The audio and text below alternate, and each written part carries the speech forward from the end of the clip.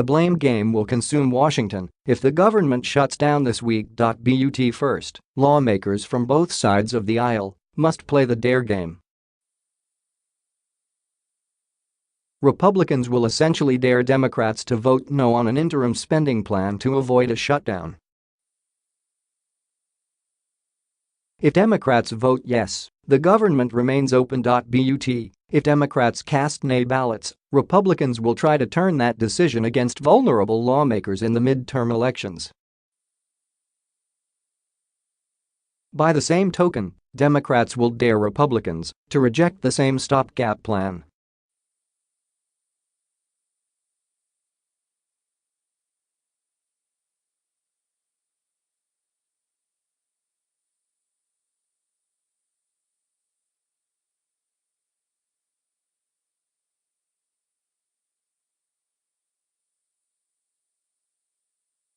The irony is that neither side truly wants to stumble into a government shutdown this weekend. But Republicans and Democrats alike are daring the other side to do so.If the government shutters, only then will the sides engage in a ritualistic tournament of blame. House Republican leaders hope to approve an interim spending bill to run the government through February 16 and avert a shutdown. Latched to the package is a multi-year extension of a popular healthcare coverage plan for children.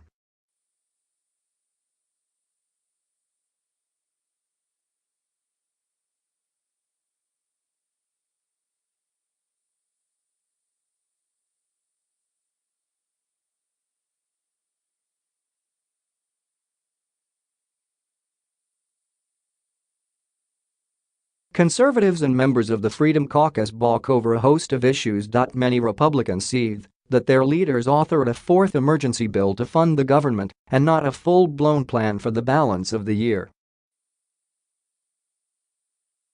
Republican defense hawks are apoplectic they haven't secured a hike in military spending.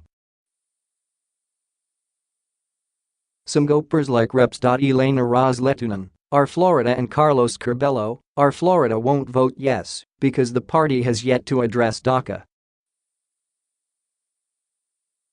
House Republicans can only lose 23 votes on their side of the aisle before needing Democrats to fill the void and approve the continuing resolution or CR, congressional shorthand for the caretaker spending package. Democrats won't budge unless they marshal a DACA fix. It needs to be in the CR, said House Minority Whip Steny Hoyer, D. Maryland. House Republicans whipped the CR Wednesday afternoon to assess their internal vote tally. A senior Republican source described the whip count as standard starting place for most bills of this magnitude.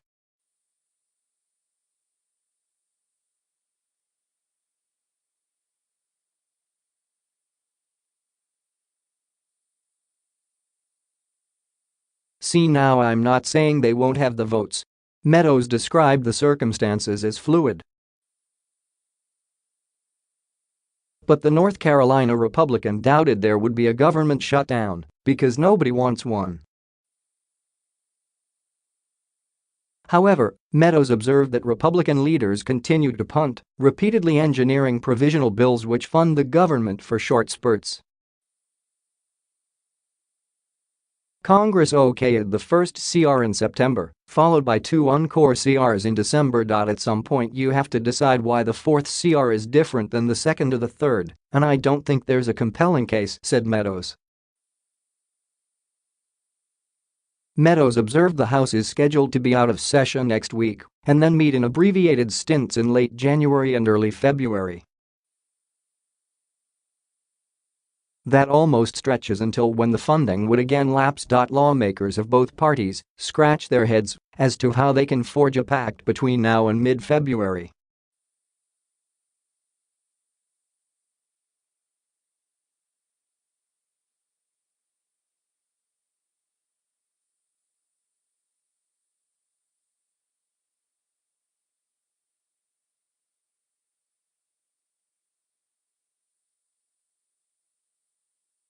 The bill must hurdle the threat of a filibuster by commanding 60 A's. Sen. John McCain, R. Arizona,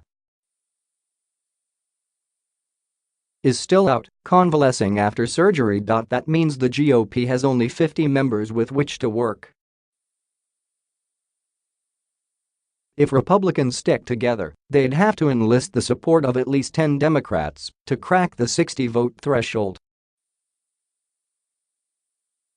That is a high bar, conceded Sen. James Lankford, R. Oklahoma, when asked if all Republicans would vote in lockstep.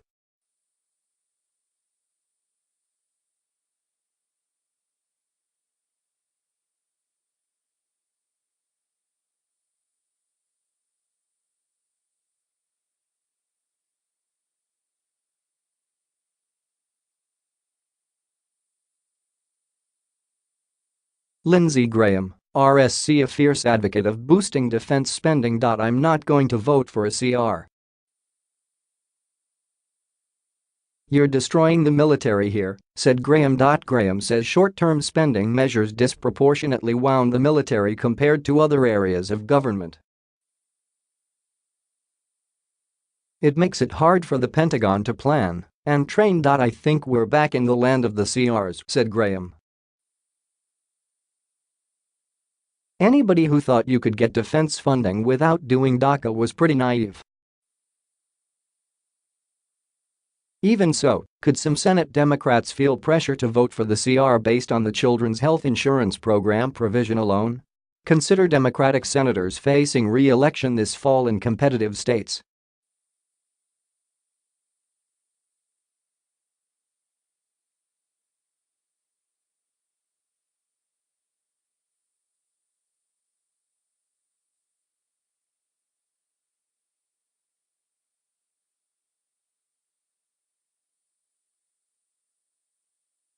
But again, Republicans must supply sufficient votes from their side. Otherwise, the government shuts down. Or, Republicans have to turn to another tactic. Aside from the current gambit, it's likely Congress can try two other approaches to avoid a shutdown. Lawmakers could adopt a clean CR, simply re-upping all funding at current levels. But senior sources say there's no way to decouple children's health dollars from the spending package. The other option is a CR loaded with a DACA fix. That maneuver would command the votes of some Republicans and scores of Democrats. But Republican leaders may not be leaders much longer if they take that approach. So, what happens today? We'll learn something soon about House Speaker Paul Ryan, R. Wisconsin. Said one House Republican about the current CR scheme. We'll know if Ryan can pull this off or if he's only good at passing tax reform.